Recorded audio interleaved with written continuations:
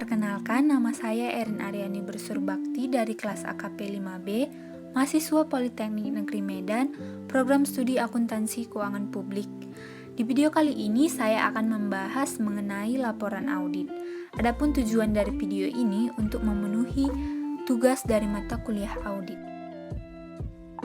Subbab dari laporan audit, yang pertama laporan audit standar tanpa pengecualian untuk entitas non-publik, yang kedua jenis-jenis opini akuntan, yang ketiga laporan gabungan tentang laporan keuangan dan pengendalian internal atas laporan keuangan menurut standar auditing PCAOB, yang keempat laporan audit wajar tanpa pengecualian dengan paragraf penjelasan atau modifikasi kata-kata, yang kelima penyimpangan dari laporan audit wajar tanpa pengecualian, yang keenam materi realistis, yang ketujuh pembahasan tentang kondisi yang memerlukan penyimpangan, yang delapan proses pengambilan keputusan auditor untuk laporan audit, dan yang terakhir akuntansi internasional dan standar auditing.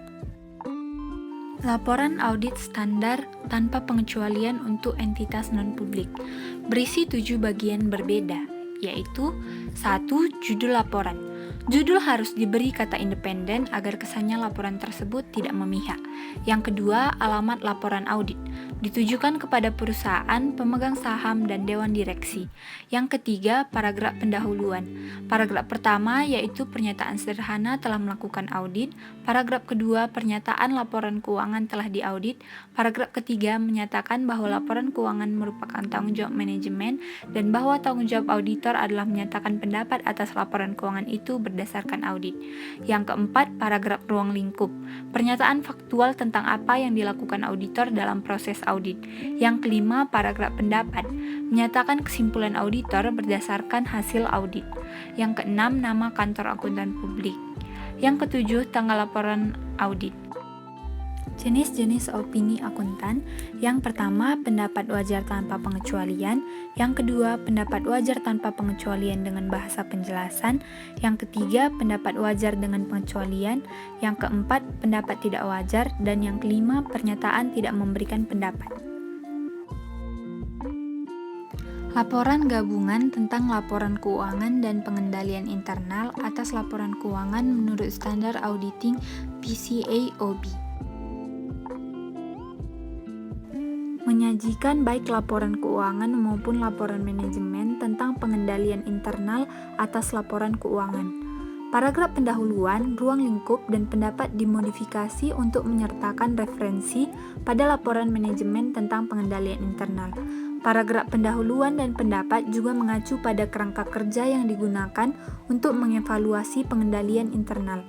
Laporan itu menyertakan paragraf sesudah paragraf ruang lingkup yang menetapkan pengendalian internal atas pelaporan keuangan. Laporan itu menyertakan paragraf tambahan sebelum paragraf pendapat yang menyatakan keterbatasan yang melekat dari pengendalian internal. Laporan audit wajar tanpa pengecualian dengan paragraf penjelasan atau modifikasi kata-kata. Penyebab paling penting dari penambah paragraf penjelasan atau modifikasi kata-kata pada laporan wajar tanpa pengecualian standar yaitu tidak adanya aplikasi yang konsisten dari GAAP, keraguan yang substansial dari going concern, auditor setuju dengan penyimpangan dari prinsip akuntansi yang dirumuskan, penekanan pada suatu hal atau masalah, dan laporan yang melibatkan auditor lain. Penyimpangan dari laporan audit wajar tanpa pengecualian. Ada 3 kondisi yang berkaitan erat dengan hal ini, yaitu yang pertama ruang lingkup audit dibatasi, yang kedua laporan keuangan tidak sesuai dengan GAAP, dan yang ketiga auditor tidak independen.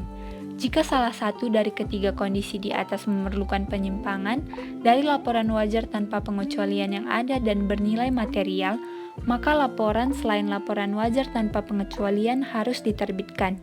3 jenis utama laporan audit yang diterbitkan tersebut adalah yang pertama pendapat wajar dengan pengecualian, yang kedua pendapat tidak wajar, dan yang ketiga menolak memberikan pendapat. Pembahasan yang berikutnya mengenai materi realistis. Materi realistis yaitu suatu salah saji dalam laporan keuangan dapat dianggap material jika pengetahuan akan salah saji tersebut akan mempengaruhi keputusan para pemakai laporan.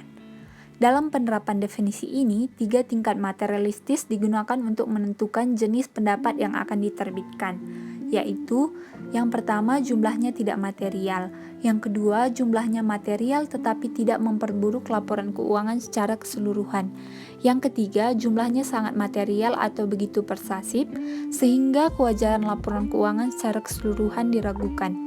Keputusan materialistis yaitu ada 2, keputusan materialistis kondisi non-GAAP dan keputusan materialistis kondisi pembatasan ruang lingkup audit. Pembahasan tentang kondisi yang memerlukan penyimpangan. Ada 2 kategori utama pembatasan ruang lingkup audit, yaitu pertama pembatasan yang disebabkan oleh klien, maka manajemen berusaha mencegah ditemukannya informasi yang salah saji. Dan yang kedua, pembatasan yang disebabkan oleh kondisi-kondisi yang berada di luar kendali klien maupun auditor. Proses pengambilan keputusan auditor untuk laporan audit. Auditor harus menilai apakah ada kondisi yang memerlukan penyimpangan dari laporan wajar tanpa pengecualian standar. Jika ada kondisi tersebut, auditor harus kemudian menilai materialitas kondisi tersebut dan menentukan jenis laporan audit yang tepat. Langkah-langkahnya, menentukan apakah ada kondisi yang memerlukan penyimpangan dari laporan wajar tanpa pengecualian standar, memutuskan materialitas untuk setiap kondisi, memutuskan jenis laporan audit yang tepat untuk kondisi tertentu berdasarkan tingkat materialitas, dan menuliskan laporan audit. Pembahasan yang terakhir, akuntansi internasional dan standar auditing. Meningkatnya globalisasi pasar modal dunia dan semakin luasnya operasi bisnis di beberapa negara telah menimbulkan kebutuhan untuk menetapkan satu set standar akuntansi yang akan digunakan di seluruh dunia. IFRS semakin diterima di seluruh dunia sebagai dasar akuntansi yang digunakan untuk menyusun laporan keuangan di negara lain. Standar auditing di Amerika Serikat sekarang memungkinkan auditor untuk melakukan audit atas laporan keuangan entitas sesuai dengan standar auditing yang berlaku umum di Amerika Serikat dan juga International Standard on Auditing. Sekian presentasi laporan audit dari saya. Semoga video ini bisa bermanfaat bagi kita semua.